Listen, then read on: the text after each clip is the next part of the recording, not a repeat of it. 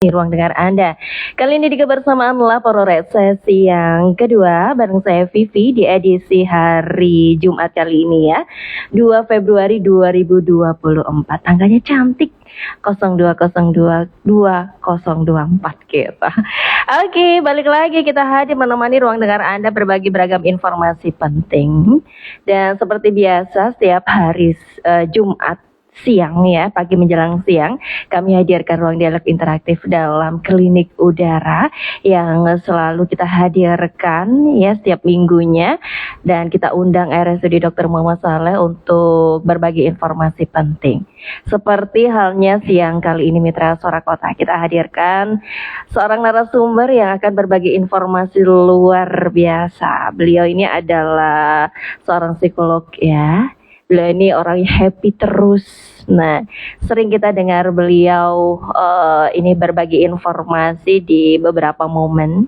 Salah satunya adalah di studio Radio Suara Kota. Pagi hari ini menjelang siang kembali kami undang narasumber kita. Langsung saja kita sapa. Assalamualaikum, selamat siang. Waalaikumsalam, siang. Oke, ini ada Mbak Maria Mana, MPSI, psikolog dari RSUD Dr. Muhammad Saleh ya Mitra. Dan kalau saya sebutnya beliau atau saya panggilnya beliau adalah Mbak Yaya gitu ya. Mbak Yaya apa Ibu Yaya nih? Mbak aja. Mbak aja. Oke. Menolak tua karena anaknya nggak dibawa kerja, jadinya Mbak ya. Oke. Oke, Mbak Yaya mungkin disapa dulu dong para pendengar semua. Iya, benar. Selamat pagi, setengah siang ya. Betul. Pemirsa, pendengar Suara Kota, Radio Suara Kota Probolinggo, mudah-mudahan senantiasa sehat dan saya bisa share knowledge dan ini bisa bermanfaat buat kita semua. Oke Mitra Suara Kota, selama 1 jam ke depan kita akan hadirkan beragam informasi terkait dengan dunia psikolog nih. Nah, untuk Anda yang mau bergabung bersama kami boleh aja di via WhatsApp-nya 08133460.000 atau online-nya di 0335427772. Sekaligus kita secara live siarkan secara langsung ya dari Instagram RSUD Dr. Muhammad Saleh. Yang mau tanya-tanya boleh aja ya, monggo silakan. Mumpung narasumbernya akan terbuka banget berbagi informasinya. Oke, kita kembali ke Mbak Yaya. Mbak Yaya, di kesempatan siang kali ini kita akan ngebahas seputar apa nih? Kalau kemarin-kemarin kita membahas seputar happiness, bener, emosi, mengelola emosi bagaimana, kayak gitu. Yang dikatakan emosi itu yang macam-macam itu bagaimana gitu. Nah, di kesempatan siang ini apa nih Mbak Yaya? Baik, untuk yang kali ini beda ya. Oke. Jadi yang sekarang ini temanya adalah menemukan dan mengoptimalkan bakat minat anak. Oke, kita masuk dunia anak ya. Iya, anak atau remaja. Anak atau remaja. Oke, di mana materi ini amat sangat bermanfaat banget buat para parent semua juga ya, mengetahui bakat minat anak karena itu luas banget kalau kita perhatikan. Mungkin kita orang tua kurang memperhatikan ya bakat minat anak. Jadi ini penting banget informasinya. Oke, Mbak Yaya, yang dimaksud dengan bakat minat itu apa sih, Mbak? Oke, baik. Berbeda atau sama ya? Beda ya. Sebelumnya saya bakalan pas dulu ya. Kenapa saya ngangkat tema ini? Nggak apa-apa dong. Jadi ada beberapa parent itu yang datang ya. Atau anaknya ini datang. Saya bingung ya. Ini saya masuk jurusan apa ya? Yang cocok buat saya itu apa? Atau ada yang sudah masuk kuliah, tapi dia itu macet di tengah jalan. Galau di tengah jalan ya? Bener, galau. Nah, jadi ternyata pas ini aku dipaksa sama orang tua. Itu nggak sesuai dengan bakat minat anak. Oke. Nah, kemudian ada yang datang lagi, ada punya anak kecil dia ya. Saya mau tes ini, psikotes bakat minat anak gitu, usia 5 tahun. Nah, sedangkan 5 tahun itu, 5 tahun saya dulu 5 tahun itu kalau ditanya pengen jadi apa? Dokter, biasanya gitu. Jadi polisi gitu, ikut-ikutan kadang ya. Gede dikit ganti lagi. Jadinya kan ini orang tua perlu tahu ya kalau misalkan memang untuk anak belum ada psikotes gimana sih caranya mengoptimalkan. Nah ini pentingnya tema kali ini, Mbak. Oke. Jadi orang tua harus ngerti juga nih ya. Benar. Perlu ngerti nggak Mbak Vivi? Amat sangat dong. Gitu ya. Supaya para pendengar juga pemirsa yang kali ini lagi gabungan jadi tahu semua. Oke, saya langsung ulas ya. Oke. Bakat itu apa sih? Beda loh ya, bakat sama minat ya. Bakat adalah potensi alamiah yang dimiliki oleh seseorang sejak dia lahir. Ada bawaan ya. Bawaan orok ya. Bawaan orok, benar. Cirinya gimana? Biasanya mereka itu kalau yang punya bakat mempelajari sesuatu itu akan jauh lebih mudah. Lebih singkat. Lebih baik daripada yang nggak punya bakat. Bakat kita kan beda-beda ya. Betul. Nah, kemudian minat itu apa? Ada aktivitas yang membangkitkan perasaan ingin tahu, perhatian dan memberi kesenangan atau kenikmatan. Nah, minat dapat menjadi indikator dari kekuatan seseorang di area tertentu di mana ia akan termotivasi untuk mempelajarinya dan menunjukkan kinerja yang tinggi. Contoh ya. Aku bakatnya minim di renang misalkan, tapi aku berminat banget, minat sekali ya. Maka minat ini sebenarnya komponen yang sangat penting juga ya selain bakat ya. Gak apa-apa deh bakatnya gak ada, tapi dia sangat berminat dan excited gitu. Jadinya dia akan belajar terus untuk mencapai goalsnya. Maka minatnya juga penting ya. Iya. Jadi kalau ada bakat didukung dengan minat, ini akan lebih mudah untuk tercapai apa yang menjadi keinginannya. Bakatnya ada. Gede, ya. Tapi minatnya nggak ada, nggak bisa mendukung. Nah ini kalau bisa seiring sejalan ya. Benar. Kalau dua-duanya ini dapat, nah ini goalsnya bisa cepat, bisa optimal. Nah, itu tadi hubungan bakat dan minat ya. Jadi memang dua komponen yang berbeda, tapi saling mendukung satu sama lain gitu. Kalau bakat dan minat ini ada hubungannya dengan IQ nggak sih? Gitu. Kemudian sebenarnya IQ itu apa sih? Sering kita sebut IQ-nya ini nih, IQ-nya rendah, IQ-nya tinggi, IQ-nya sedang, ini IQ-nya kurang nih. Nah, itu apa sih sebenarnya? Jadi kalau IQ itu kemampuan seseorang ya.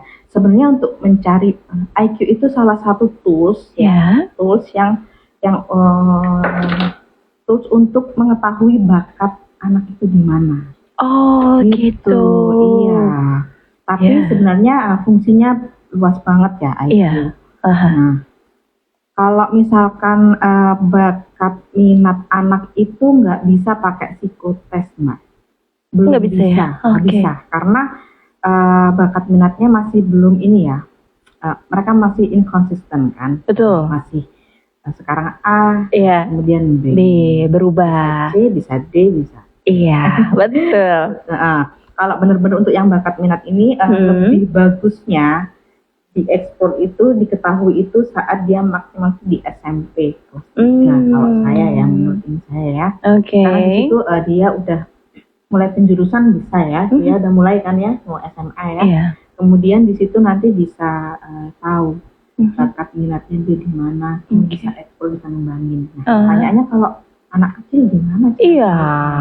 Cara mengetahuinya bagaimana? Kalau usia di atas belasan tahun ada psikotes gitu kan, jadinya tahu gitu ya. Nah kalau anak-anak ini yang susah, gimana sih cara mengetahui? Nggak susah sebenarnya.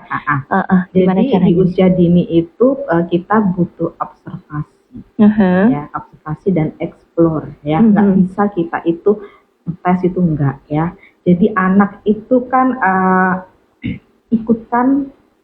Misalkan dia kalau orang tuanya peka bakalan tahu nih anak bakatnya di mana. Anak yang suka musik sama yang nggak suka musik itu beda. Betul. Biasanya anak kecil yang suka musik tuh denger musik itu biasanya kakinya goyang-goyang. Ada panci emaknya ditutui, ditutui, bener ya? Iya betul. Tapi kalau mereka yang enggak itu Ada juga yang dia bakatnya di cepet nangkep bahasa, Iya. ya. Terus ada yang kinestetik, petakilan kan enak banget sih hari itu. Nah, ada yang bilang tuh nakal loh ya. Sebenarnya no, mereka tuh punya kecerdasan kinestetik, bakatnya di kinestetik. Harusnya bisa di taekwondo, fisik ya.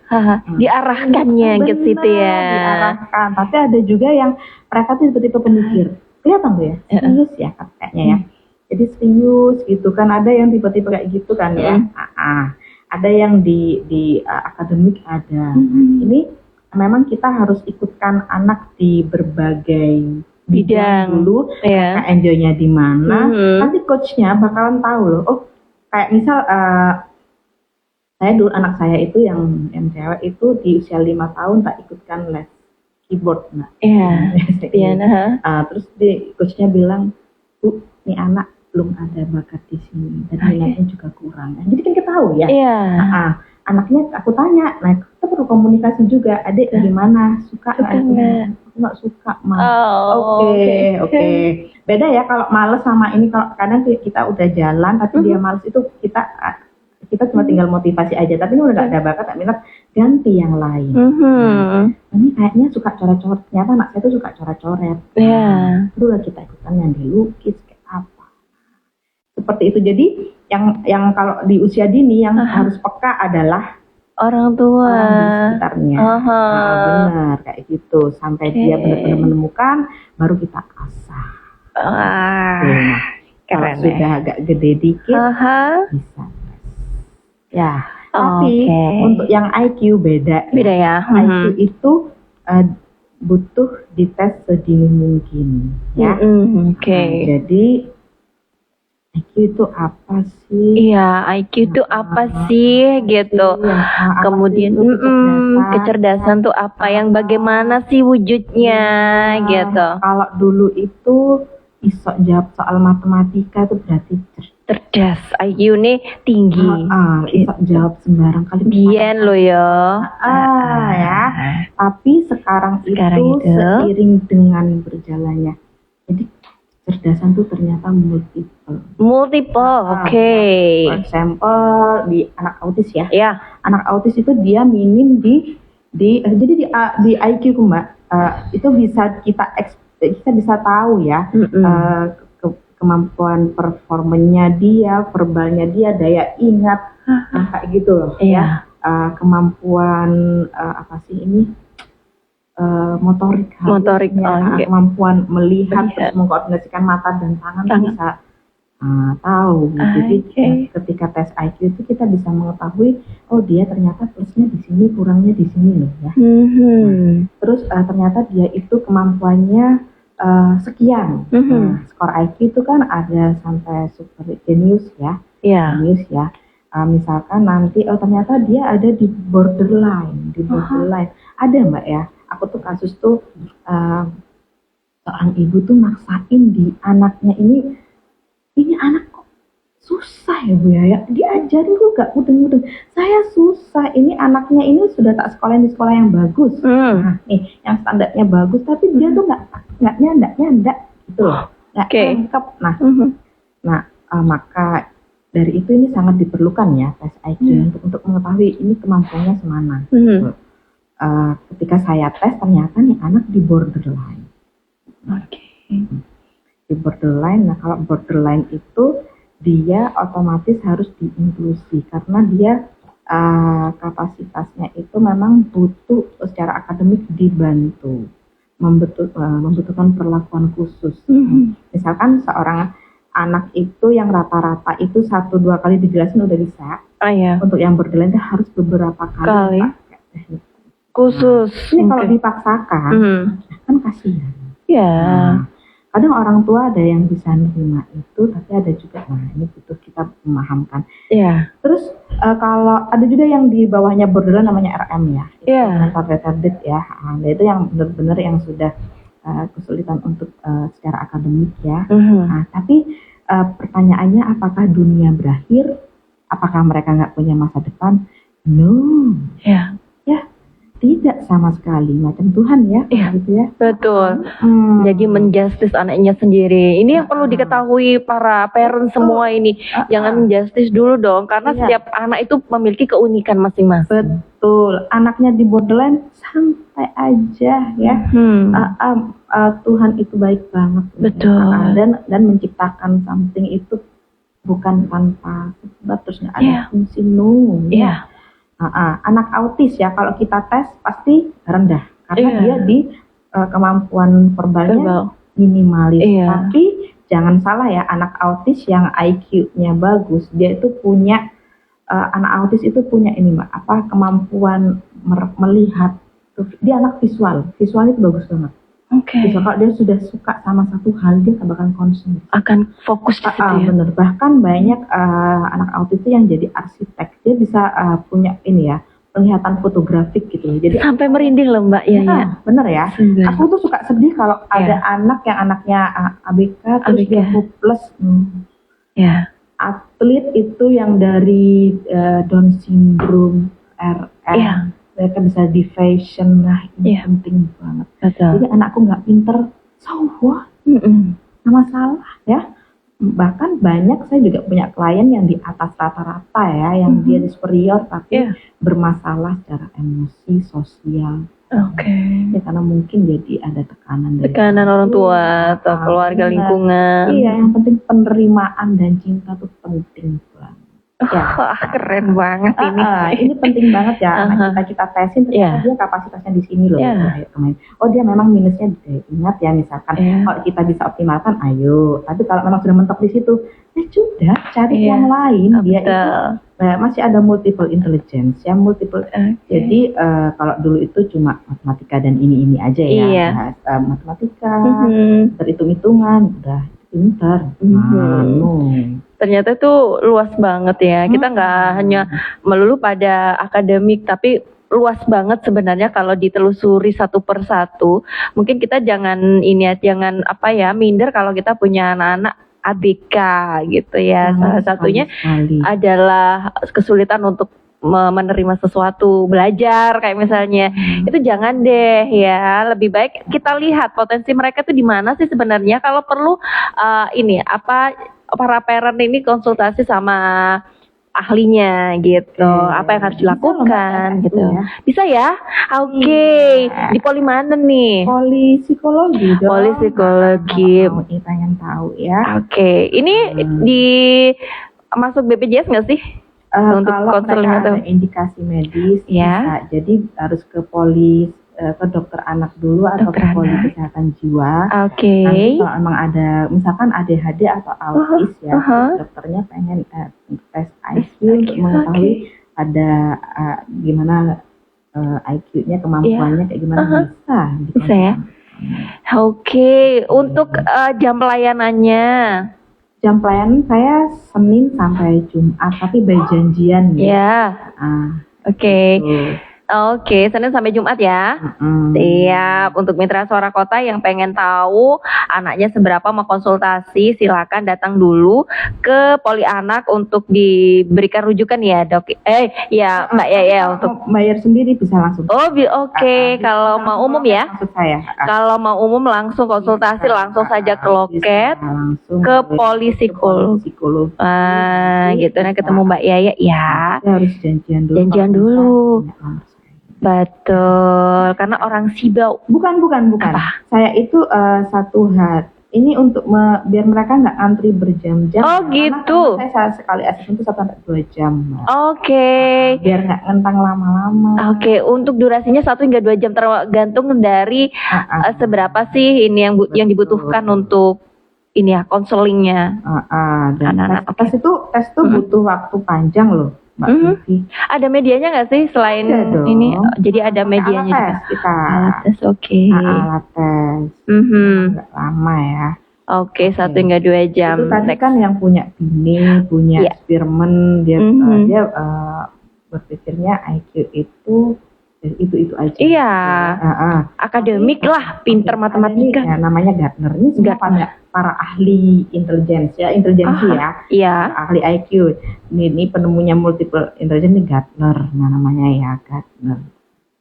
Setiap anak bisa cerdas ketika suka dan familiar dengan lapangan dan materi serta tugas-tugasnya. Jadi bagi dia itu kecerdasan itu bukan melulu di akademik. Ya. Ada mereka yang punya keterbatasan di akademik ternyata kinestetiknya oke banget. Ada. Terus dia kemampuan berbahasanya bagus banget. Ada yang orang itu nggak pinter di situ terus belajar agama tuh cepet banget nangkap. Ada loh ya. Itu namanya kecerdasan spiritual. Ya. Kemudian ada yang kalau menyatu dengan alam tuh mereka tuh maksudnya tuh nyaman gitu, mudah untuk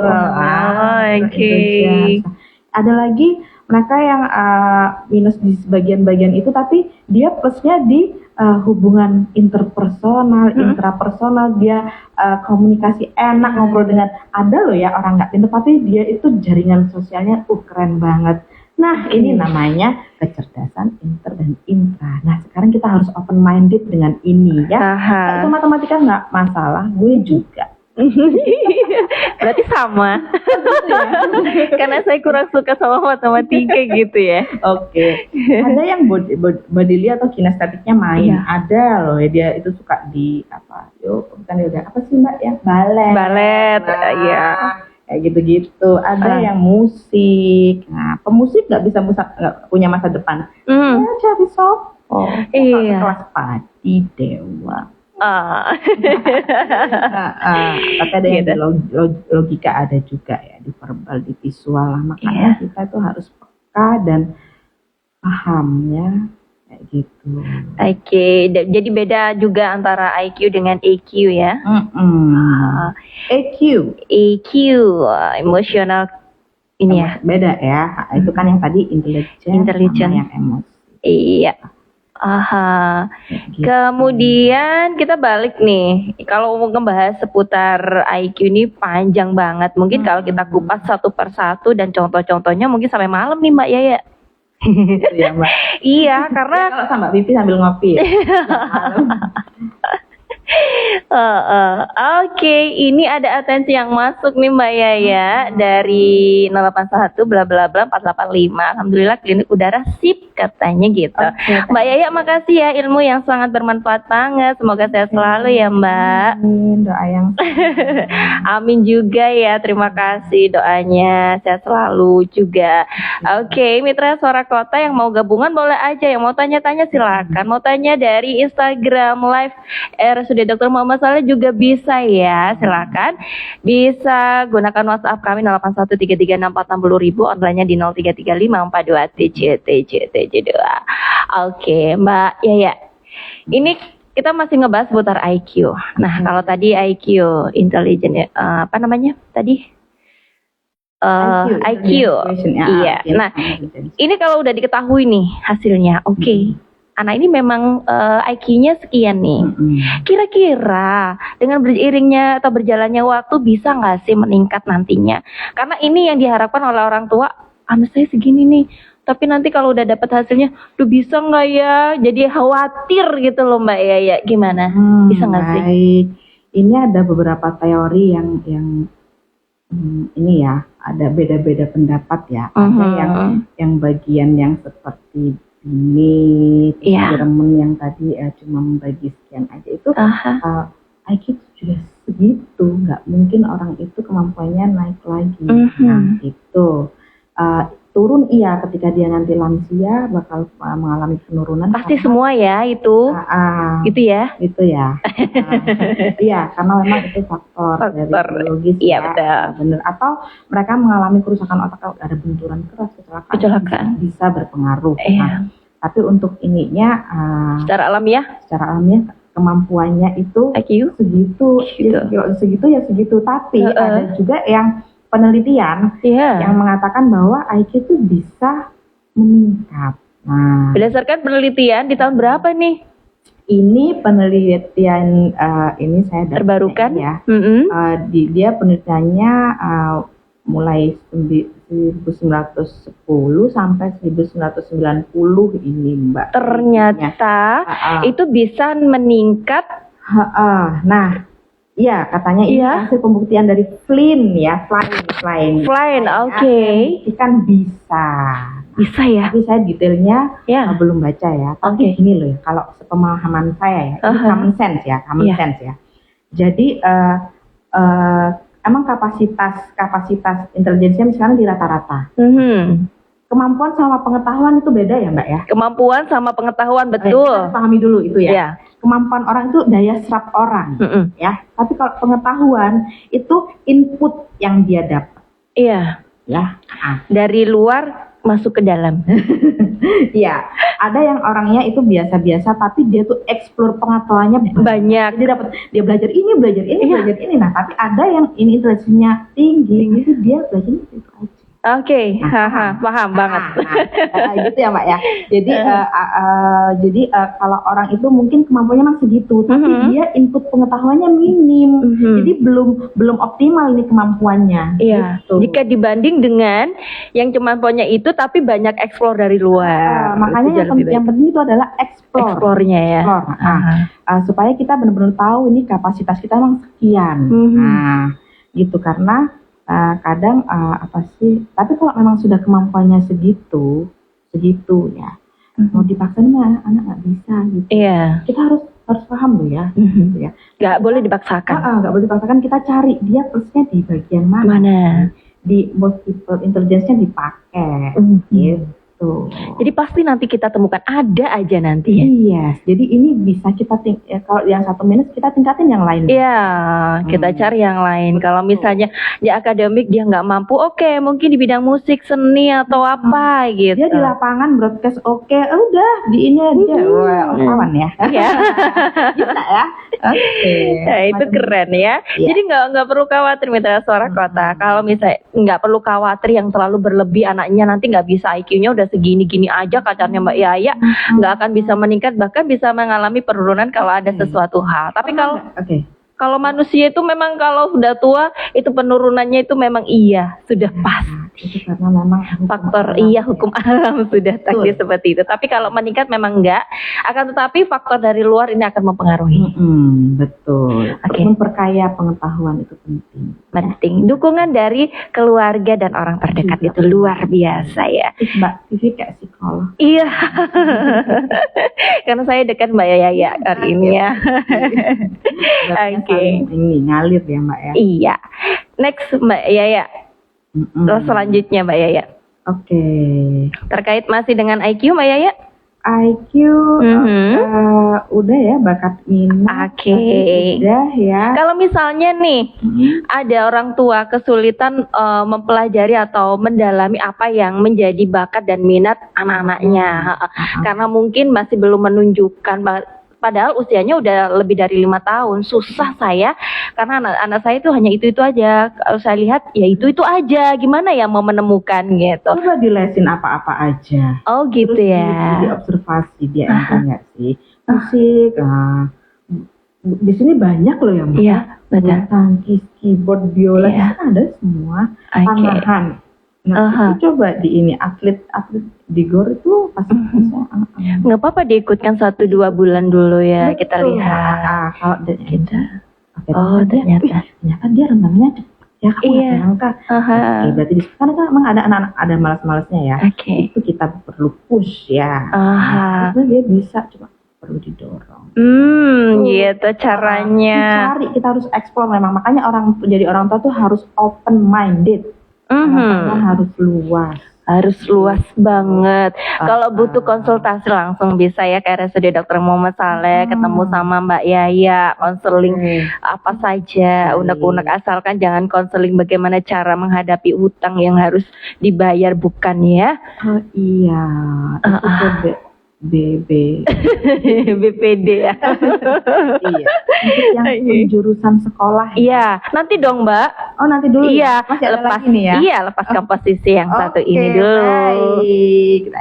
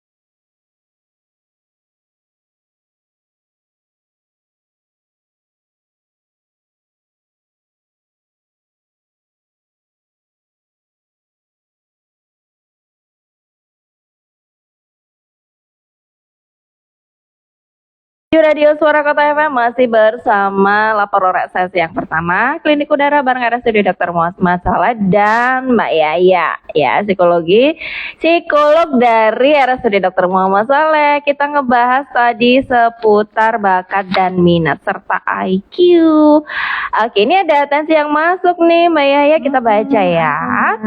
Oke, ini dari siapa? 3518. Assalamualaikum, saya Ibu Sela dari Ketapang. Salam Bu Sela. Iya, selamat pagi dokter. Ini bukan dokter ya? Kan ya, panggil Mbak aja ya. Iya, Mbak psikolog. Mbak ya. Oke, anak saya habis operasi syaraf 8 tahun usianya. Operasi syaraf, sebentar. Ini agak ambigu nih. Anak saya habis operasi syaraf 8 tahun yang lalu. 8 tahun yang lalu. Karena ada di kepalanya. Ditanam selang dari otak sampai ke lambung. Sekarang usianya sudah 9 tahun. Berarti usia sejak 1 tahun yang lalu. Maksudnya usianya 1 tahun. Biasanya itu kasus-kasus ini Mbak, hidrosefalus. Untuk membuang cairannya. Betul. Nah, pasca operasi emosi anak saya ini kurang stabil. Ya, jadi sering emosian, gampang lupa. Apa yang pernah dilakukan itu lupa gitu, dan kurang menangkap pelajaran di sekolah. Mohon solusinya dan petunjuknya supaya anak saya bisa mengingat tentang pelajaran di sekolah dan tidak emosian. Nah, tadi sekitar ini pernah kita bahas ya, sampai belibet gitu ya. Jadi ini tadi sempat kita bahas sebentar ya. Nah, ini bisa disampaikan kembali nih Mbak Yaya terkait sama ini termasuk satu hal yang menyebabkan IQ itu turun ya, kalau nggak salah tadi di poin yang itu ya.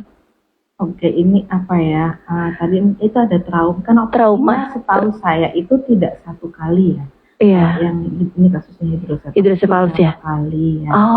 Jadi IQ itu bisa berubah karena itu tadi ya, faktor usia atau mereka ada trauma di bagian kepala. Itu benturan atau ada something dengan brainnya itu. Ini salah satunya ini ya contohnya ya. Jadi ini sebenarnya dibawa saja untuk dicekkan seberapa sih penurunannya. Jadi IQ itu bisa ngukur ya Mbak Vivi.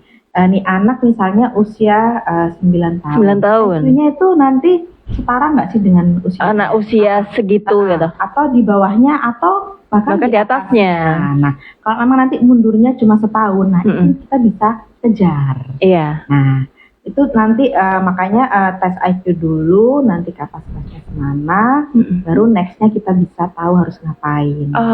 Untuk stabilisasi emosi ini, untuk emosi ya, emosi kita juga nanti lihat dari tes saya itu ada namanya tes BG Bender Gestalt ya. Jadi di situ bisa melihat semana sih emosinya itu, impulsif kah? Impulsif tuh yang dia tuh nggak sabaran itu loh. Pokoknya kudu ono. Gitu. Terus ada disleksia, enggak, itu bisa ketahuan di tes saya itu. Itu alat atau hanya komunikasi? Ada toolsnya. Jadi saran saya itu bisa dicekkan dulu ya. Mungkin kalau ini dipegang dokter syaraf bisa minta refer ke psikolog ya. Dicek IQ-nya seberapa. Jadi bisa tahu ada penurunan nggak sih gitu. Atau masih bisa. Masih sesuai dengan usianya. Tapi memang ini berpengaruh juga sama kecerdasan ya. Something yang ini ya. Gitu. Itu kan ada hubungannya dengan saraf ya, otak ya. Biasanya mereka minta tes. Gitu ya Ibu Sela di Ketapang. Nanti bisa ke poli syaraf untuk dilakukan pemeriksaan dan minta rujukan untuk bisa konsultasi ke psikolog supaya nanti bisa dilakukan tes. Kalau udah keluar nanti tesnya bisa konsultasi lebih lanjut. Apa yang harus dilakukan sama orang-orang sekitar untuk mendukung ini. Mungkin kecerdasan di bidang akademis mungkin memang kurang, tapi dukungan dari keluarga ya, dari luar masuk kayak gitu. Mungkin ada sesuatu yang dimiliki, kelebihan yang dimiliki oleh anak ibu. Nanti bisa diasah, dikembangkan. Insya Allah nanti ini. Sekarang tuh kurikulumnya juga sudah kurikulum merdeka juga ya Mbak Yaya ya. Jadi lebih mudah untuk anak-anak memahami apa sih potensi yang ada pada dirinya, dikembangkan. Sehingga mereka ya nggak perlu yang harus pinter matematika, harus pinter bahasa Inggris gitu. Jadi semua ini disesuaikan dengan kemampuan anaknya sendiri. Gitu. Oke. Di Instagram RSUD Dr. Mama Sarah ada pertanyaan kah, Mas, Mbak? Enggak ada ya? Belum ya. Oke, baik. Oke. Mbak Vivi ada yang mau ditanyakan? Ada banyak sebenarnya. Oke. Waktu katin IQ betul. Ini Pak Mbak. Misalnya nih, kalau IQ, bukan misalnya nih, IQ tadi kita bahas. IQ tuh IQ tuh datangnya udah dari lahir kayak gitu. Nggak ada IQ yang bisa naik kalau tidak ada sesuatu yang dari luar masuk. Maksudnya kemampuan beda kayak gitu. Ya, nah, kemampuan eksplornya harus masuk optimal. Kemudian kalau misalnya nih bisa nggak sih ini dimulai atau dilakukan sejak dini supaya IQ-nya ini bagus, kayak misalnya pembentukan volume otak kayak gitu kan. IQ ini kan dari lahir, nah otomatis kita yang mempersiapkan diri untuk mereka nih lahir dengan baik gitu, bisa ya? Bisa dong, bahkan ini penting banget ya ini ya, ini a golden age. Bener ya. Ini pembentukan otak itu sebenarnya dari perut ya. Dari saat kita hamil. Itu biar semuanya terbentuk sempurna, volume otaknya juga. Nah, itu asupan gizinya biasanya minyak ikan gitu ya. Coba nanti kita konsul ke Opgenes-nya. Ke spesialis Opgenes itu nanti bagaimana caranya. Beliau tuh biasanya tahu ya, di usia kan dapat minyak ikan kalau gitu ya. Nah, betul. Itu bisa ketahuan ini volume otaknya masih belum optimal. Nah, caranya ini. Nah, kemudian mamahnya bisa belajar matematika kali ya, kita rangsang, dan itu bisa loh ya, stabilitas emosi, kemampuan berpikir, itu bisa, anak tuh bisa tahu, dan itu bisa kebentuk anak juga. Kayak gitu. Makanya kalau ada anak yang emosinya nggak stabil, saya tanya dulu, hamilnya stres ya dulu, masalah enggak. Nah, kayak gitu. Kalau makanya dipersiapkan sejak belum hamil mungkin ya. Iya, benar. Direncanakan ya. Betul ya. Kalau udah punya anak harus open mind. Jadi yang penting apa sih? Yang aku perlu bekal apa? Nah, itu penting. Betul. Jadi memang pembentukan golden age. Jangan berantem mulu ya. Jangan drakor mulu. Iya. Mungkin ini adalah dukungan dari keluarga lagi, balik lagi. Dukungan dari keluarga ya. Untuk ibu hamil ini, ibu hamil tuh harus happy, bahagia. Apa yang diinginkan oleh ibu hamil kalau bisa itu disediakan. Enak banget jadi ibu hamil ya. Gimana gitu. Pas kecil juga suka nutrisi anaknya harus dijaga, makanan itu penting banget ya Mbak ya. Contoh makanan apa sih yang bisa membentuk volume otak janin supaya nanti saat lahir ini memiliki IQ yang lumayan lah ya. Selain minyak ikan, apa yang perlu dilakukan? Mbak Vivi, aku saran aja nih ya. Next bisa mengundang ahli gizi ya. Mbak Vivi.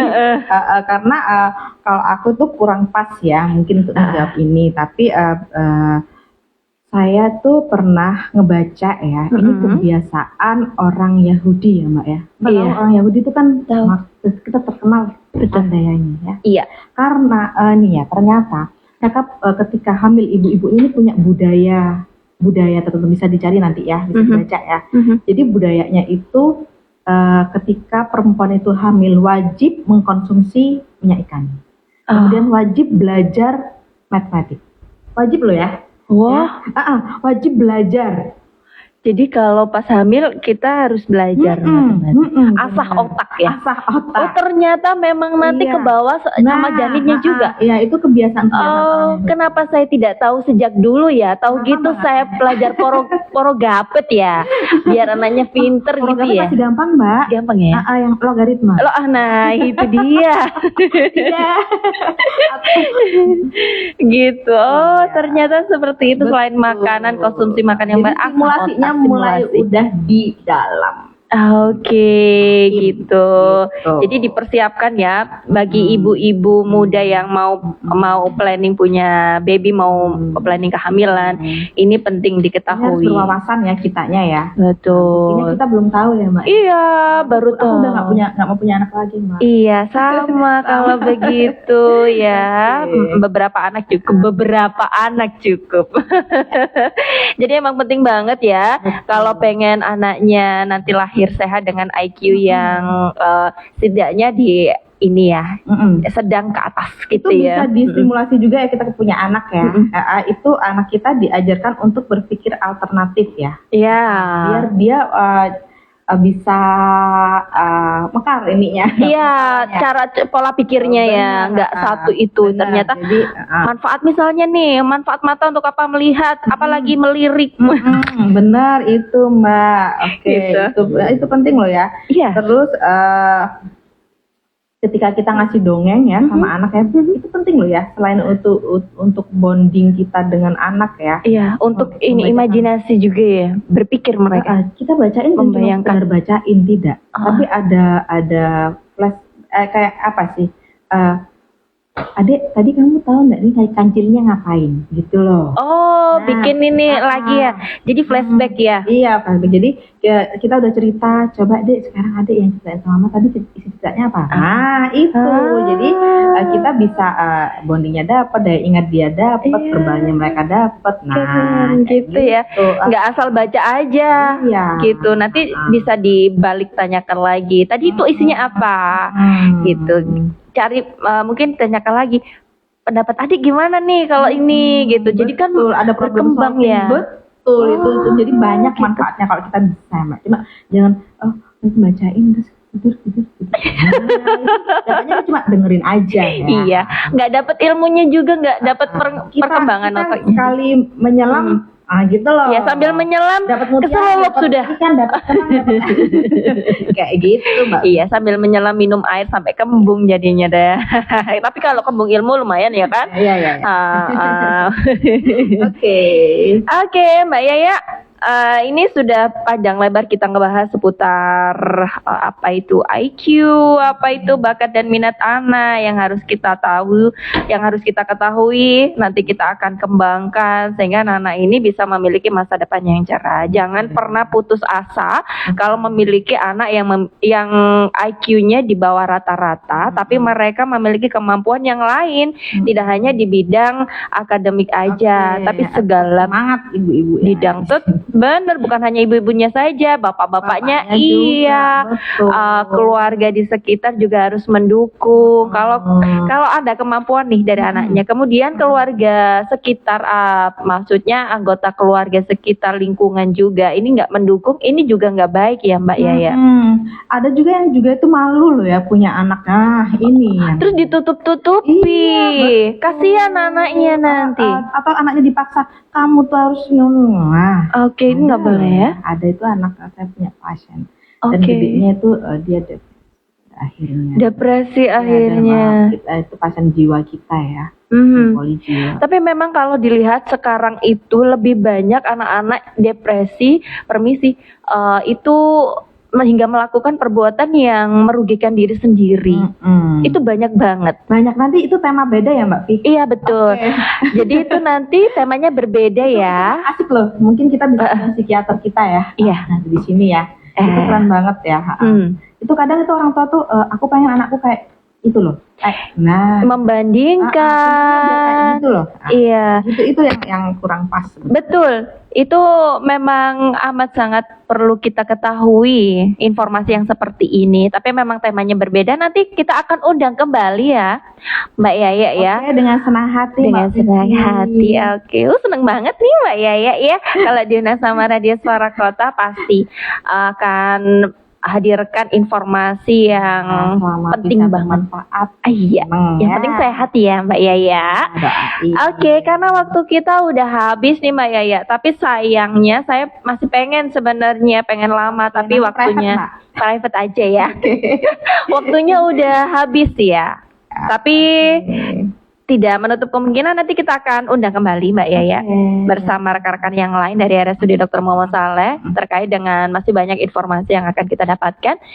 Dan sebagai closing statement Mbak Yaya, silakan terkait sama materi kita di siang kali ini, silakan. Baik, untuk para orang tua, apapun kondisi anak kita, tugas kita ini adalah titipan dari Tuhan ya. Kita dititipi, ini amanah, maka apapun itu kita harus terima, beri cinta dan explore sebaik mungkin, dan kita jadi orang tua yang terbaik, fasilitasi yang terbaik, beri cinta yang banyak. Nah, seperti itu, tetap semangat buat kita semua. Saya juga masih belajar ya, jadi orang tua tuh belajarnya seumur hidup. Nah, oke, gitu ya. Sekian dari saya. Terima kasih. Mohon maaf bila ada salah kata dan mudah-mudahan ini semua bermanfaat. Assalamualaikum warahmatullahi wabarakatuh. Waalaikumsalam warahmatullahi wabarakatuh. Terima kasih Mbak Yaya, informasinya luar biasa. Semoga bermanfaat mitra Suara Kota ya. Dan yang mau konsultasi bareng Mbak Yaya di RSUD Dr. Muhammad Saleh, silakan. Pelayanannya buka setiap hari Senin hingga hari Jumat ya. Dan bisa ini dulu ya, konfirmasi dulu ya sama beliau. Nanti akan diberi kontaknya ya Mbak ya. Bisa nanti WhatsApp kami di 081336460000 untuk mendapatkan kontak person dari beliau yang mau konsultasi ya. Kalau mau konsultasi dengan layanan BPJS bisa juga, tetapi berjenjang dulu ya. Kemudian kalau yang umum silakan langsung aja datang ke RSUD Dr. Muhammad Saleh, ke psikolog, nanti akan ada konsultasi secara intensif bareng Mbak Yaya ya. Oke, sekian dari kami di program acara yang kita tunggu-tunggu bersama, Klinik Udara, yang hadir setiap hari Jumat dari pukul 10 hingga pukul 11. Terima kasih kesetiaan juga kebersamaannya mitra. Mohon maaf kalau ada salah-salah kata akhir kata. Selamat siang, selamat beraktivitas, dan wassalamualaikum warahmatullahi wabarakatuh. Waalaikumsalam.